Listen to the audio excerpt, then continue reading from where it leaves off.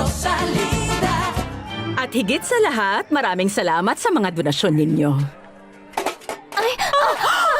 Napakatanga mo talaga. Tignan mong ginawa mo. Hindi mo kasi inaayos ang trabaho mo. Pasensya na, senyora. Napakawalang kwenta mo talaga, Abril. Tumigil ka, wala kang karapatang saktan siya. Tumahimik ka, huwag ka makialam. Hindi ako mananahimik at hindi mo ako maaawat. Kailangan malaman ng lahat ang tungkol sa'yo. Pakinggan niyo akong lahat. Ang babaeng ito, si Abril na tinatrato niya na parang katulong. Siya ang nag-iisang anak ni Valeria Altamirano.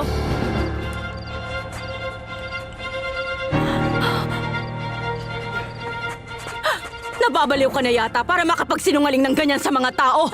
Hindi niyo naman siya paniniwalaan, hindi ba? Kalokohan lang ang lahat na sinasabi niya. Ay, oo na. Sige na, halika na nga. Umalis na tayo rito. Ganun na ganun din mismo ang iniisip ko. Mauna na kami. Magandang gabi sa inyo. Magandang gabi. Pakiusap, mga kaibigan ko kayo. Matagal niyo na akong kilala. Naniniwala naman kayo sa mga sinasabi ko, hindi ba? Hindi totoo yun. Hindi ko kayang itago ang sarili kong anak.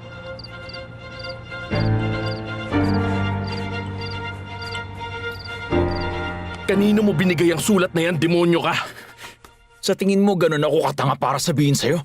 Kayang-kaya mong patayin ang taong yun. Tapos wala akong proteksyon. Para lang malaman mo, ang sulat na yun ang insurance ko. Isa ka talagang traitor. Hindi, Beto. Ikaw ang traitor. Ayaw mong ibigay sa akin ang perang para sa akin kaya pinilit mo akong kunin to sa masamang paraan. At sigurado ko bang Kulong kayong dalawa ni Valeria. Mag-isip ka.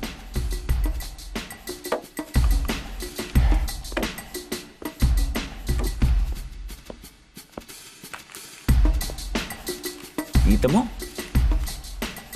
Hindi naman pala ganun kahirap eh. Nakuha mo na ang gusto mo. Lumayas ka na. Ayoko na makita ang mukha mo.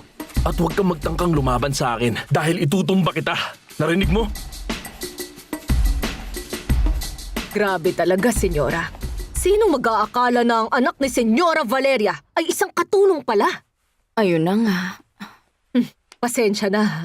Pero walang-wala yang si Rosalinda kumpara sa inyo. Paano kaya siya napansin ni Fernando At pagkatapos pinakasalan pa talaga niya. Mabuti na lang at hiwalay na sila at nag-divorce na silang dalawa.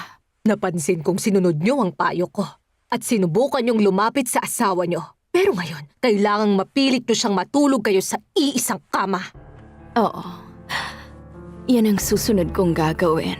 Makikita mo. Ay, yung isa namang pala kaibigan dyan kay Abril, si Veronica. Sigurado akong pareho lang silang dalawa. Paano siya napansin ng kapatid mo? Gwapong-gwapo. Bakit kaya siya nagkagusto sa babaeng ganun? Ano na? Ano nangyari sa'yo? Aalis ako. Aalis na ako ngayon din. At saan ka naman pupunta? Wala ka namang kakilala at wala ka ring pera. Bahala na.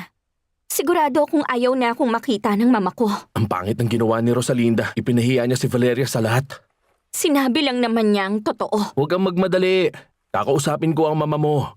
Pero manatili ka munang katulong dito. Ay, ang galing mo naman talaga. Alam mo ba, aalis ako dahil din sa'yo para lang alam mo. Anong ginawa ko sa'yo? Huwag mong pasa sa akin lahat. Wala kang pake kung minamaltrato niya ako at hindi mo ako ipinagtatanggol.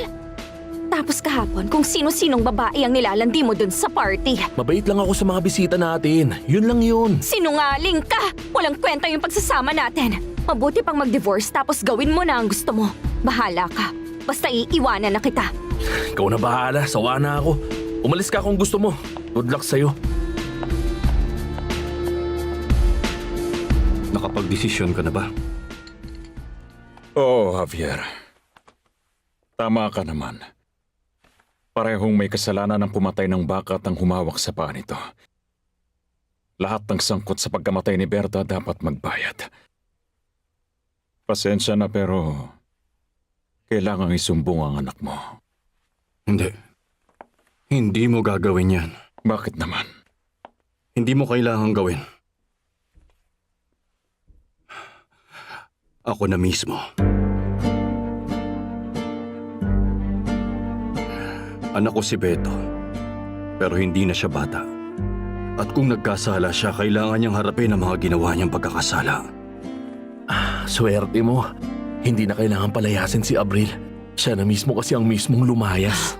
Yun ang pinakababuting magagawa niya. Hindi ko na siya kayang makita pa pagkatapos ng nangyari. Ngayon masusulo na natin ang isa't isa. Hindi na natin kailangan magtago kahit kailan. Sinasabi mo lang yan para mapasaya ako. Sinasabi ko dahil yun ang totoo.